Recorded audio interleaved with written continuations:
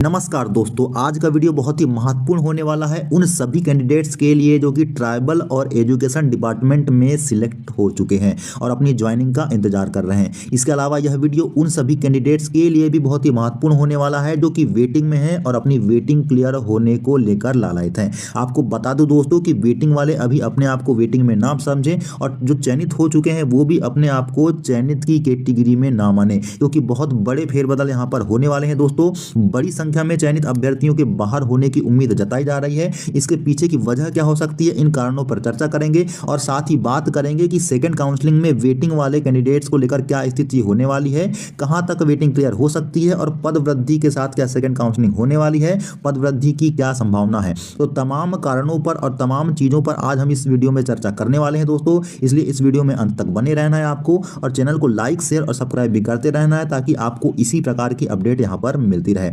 आपको बता दूं दोस्तों कि किसी भी भर्ती प्रक्रिया के लिए पहले विज्ञापन निकाला जाता है और विज्ञापन निकाल लेने के बाद ईएसबी के द्वारा एक रूल बुक जारी करके लीगल कैंडिडेट से फॉर्म मंगाए जाते हैं और उस फॉर्म को भरने के बाद आगे की प्रक्रिया संपन्न होती है। यहाँ पर आपकी उच्च माध्यमिक जो चयन परीक्षा थी उसके पहले जो पात्रता परीक्षा आयोजित की गई थी उसमें भी ऐसा ही हुआ था। ईएसबी के द्वारा एक रूल बुक जारी की गई थी जिसमें कैंडिडेट्स को फॉर्म फिलअप करने के लिए आमंत्रित किया गया था और इसमें कई सारे कैंडिडेट्स ने फॉर्म फिल कर भी दिया था और पात्रता परीक्षा को क्वालिफाई भी कर लिया था। इसके बाद चयन परीक्षा के फॉर्म भरे गए थे। चयन परीक्षा के फॉर्म भरकर उसको भी क्वालिफाई करके मेरिट में अपना स्थान बना लिया गया है, लेकिन इसके बाद भी कई सारे जो कैंडिडेट्स हैं उनके बाहर होने की संभावना पूरी तरह से प्रबल है। आज बात करेंगे उन सभी वजह की जिसकी वजह से कैंडिडेट्स बाहर हो सकते हैं और निश्चित ही अगर कैंडिडेट्स बाहर होते हैं तो ऐसी स्थिति में वेटिंग वाले जो कैंडिडेट्स हैं उनकी बड़ी संख्या में वेटिंग क्लियर होने की संभावना यहाँ पर बनती दिखाई दे रही है। आपको बता दूं दोस्तों कि नियम तो बहुत सारे हैं, लेकिन कुछ ऐसे नियमों की बात करूंगा जिसके तहत कैंडिडेट्स के बाहर होने की संभावना यहाँ पे प्रबल दिखाई दे रही है। आप यहाँ पे एक चयनित आवेदकों के लिए निर्देशिका देख रहे हैं जो कि उच्च माध्यमिक शिक्षक नियोजन 2024 के संबंध में डीपीआई के द्वारा जारी की गई थी। दोस्तों, इसमें बहुत सारे नियम कायदे कानून हैं जिसके तहत कैंडिडेट्स के बाहर होने की संभावना है, लेकिन आपको मैं एक पॉइंट यहाँ पे बता रहा हूँ जिसको कि आप पढ़ने के बाद खुद ही समझ जाएंगे कि कौन से कैंडिडेट्स बाहर हो सकते हैं और कौन से कैंडिडेट्स अंदर बने रहेंगे और बड़ी संख्या में इसकी वजह से कैंडिडेट्स के बाहर होने की संभावना भी यहाँ पे व्यक्त की जा रही है। दोस्तों, आप 9.4 पॉइंट को देखेंगे और इस पॉइंट को देखने के बाद मैं इसका ब्रीफ एनालिसिस भी करने वाला हूं, इसलिए आप इसको अंत तक जरूर देखें। आपको बता दूं कि उच्च माध्यमिक शिक्षक चयन परीक्षा 2023 की जो नियम पुस्तिका है उसकी कंडिका 10.5 में लेख है, मतलब लिखा हुआ है कि शिक्षक पात्रता परीक्षा में भाग लेने हेतु यह शर्त निर्धारित की गई थी कि ऐसे आवेदक जो निर्धारित शैक्षणिक और व्यावसायिक योग्यता अर्जित करने के अंतिम वर्ष में थे, मतलब ऐसे कैंडिडेट्स जो आपके पीजी के या फिर बीएड के अंतिम वर्ष में रहे होंगे, वो पात्रता परीक्षा में बैठने हेतु मान्य किए जाने वाले थे।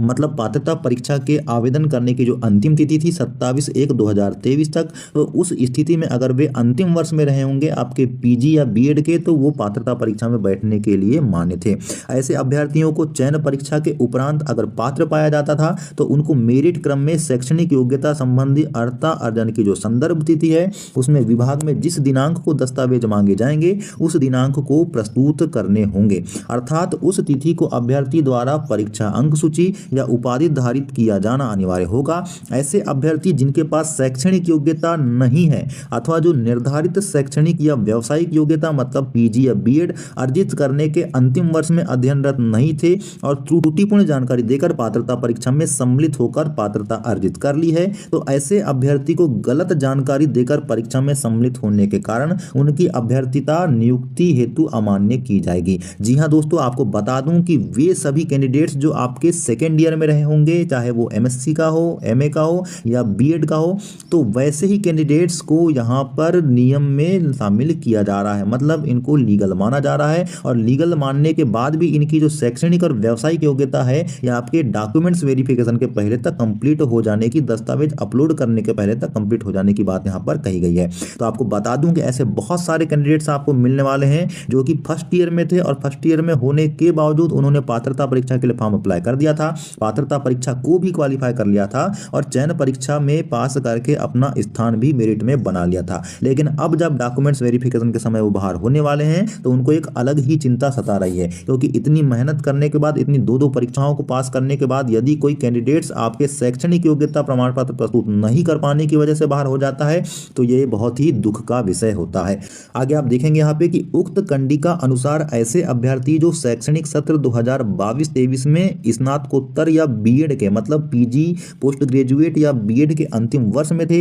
एवं परीक्षा परिणाम की प्रत्याशा में पात्रता परीक्षा में सम्मिलित हुए थे, उनकी शैक्षणिक और जो व्यावसायिक योग्यता है वो दस्तावेज अपलोड की अंतिम दिनांक को पूर्ण हो जानी चाहिए। मतलब आप ये समझ लीजिए कि उनकी दस्तावेज अपलोड करने की जो अंतिम तिथि विभाग ने अभी जारी की गई है ट्राइबल डिपार्टमेंट के द्वारा या एजुकेशन डिपार्टमेंट के द्वारा जो की गई थी, उस दिनांक तक यहाँ पर कंप्लीट हो जानी चाहिए थी। अर्थात पात्रता परीक्षा की जो नियम पुस्तिका है उसका क्रमांक 7 में दिए गए स्पष्टीकरण एवं चयन परीक्षा की जो नियम पुस्तिका है उसकी कंडिका 10.5 अनुसार 2022-23 में आपके स्नातकोत्तर या बीएड में प्रथम वर्ष में एवं 2023-24 में अंतिम वर्ष में अध्ययनरत अभ्यर्थियों की अभ्यर्थिता मान्य नहीं होने वाली है। मतलब मैं आपको साफ साफ ये बता देता हूं कि ऐसे वे सभी कैंडिडेट्स जो कि फर्स्ट ईयर में रहे होंगे और पात्रता परीक्षा उन्होंने दी होगी और अब जब उनका फाइनल ईयर भी कंप्लीट हो चुका है और डॉक्यूमेंट्स उन्होंने अपलोड कर दिया है, लेकिन तब भी उनकी अभ्यर्थिता अमान्य होने वाली है। क्यों? क्योंकि उस समय उनको सेकेंड ईयर में अध्ययनरत रहना अनिवार्य यहाँ पे शर्त दी गई थी, जिसको कि वो पूरा नहीं कर पा रहे हैं और ऐसी स्थिति में उनके बाहर होने की संभावना 100% हो जाती है और वेटिंग वाले कैंडिडेट्स के लिए रास्ता साफ होता यहाँ पे दिखाई दे रहा है। आपको बता दूं दोस्तों कि इसी प्रकार की जो निर्देशिका है वो अभी ट्राइबल डिपार्टमेंट के द्वारा जो 6 तारीख से आपकी काउंसलिंग को लेकर प्रक्रिया शुरू होने वाली है उसके संबंध में जारी की गई है। उस निर्देशिका को भी हम यहाँ पर देख लेते हैं।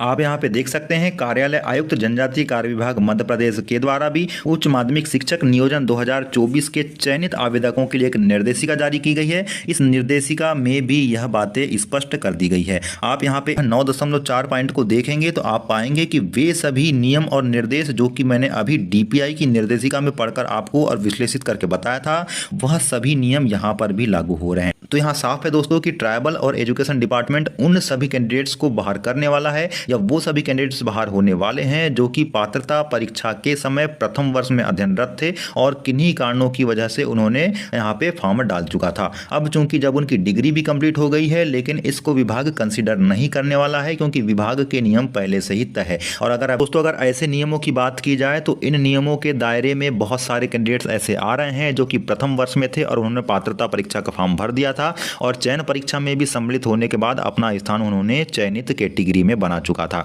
तो ऐसी स्थिति में अब विभाग के बाद कोई ऑप्शन नहीं बचता है, क्योंकि विभाग के द्वारा जो निर्देशिका जारी की गई है उसमें साफ लिखा हुआ है कि अंतिम वर्ष में अध्ययनरत कैंडिडेट्स को ही मान्य किया जाएगा जो कि पात्रता परीक्षा के समय रहा होगा। इसमें अध्ययनरत वो सभी स्टूडेंट बाहर होने वाले हैं चाहे उनकी डिग्री अभी कंप्लीट ही क्यों ना हो गई हो। और विभाग इसमें किसी प्रकार की अगर शिथिलता देता है तो ऐसी स्थिति में वेटिंग वाले कैंडिडेट्स जरूर कोर्ट की शरण जाएंगे और यह भर्ती को उलझने से फिर कोई रोक नहीं सकता है। लेकिन ऐसा होने वाला नहीं है दोस्तों। विभाग ने स्वयं जब निर्देश बना दिए हैं तो अपने निर्देशों पर ही अडिग रहने वाला। जहां तक सेकंड काउंसलिंग और वेटिंग वाले कैंडिडेट्स का सवाल है तो आपको बता दूं दोस्तों कि आपकी जो सेकंड काउंसलिंग होना है वह निश्चित ही पदवृद्धि के साथ होगी। अभी चूंकि आपका प्रतिकूल समय है, बारिश लगातार हो रही है प्रदेश में, इसलिए कैंडिडेट्स थोड़े से यहाँ पर अभी शिथिल हो चुके हैं। लेकिन जैसे ही आपका मौसम साफ होता है, कैंडिडेट्स अपने पदवृद्धि की मांग को लेकर निश्चित ही व्यापक स्तर पर प्रयास करना शुरू कर देंगे और ये प्रयासों का असर ये होगा कि आपकी पदवृद्धि तो निश्चित होगी ही होगी और यह पदवृद्धि के साथ ही सेकंड काउंसलिंग होगी।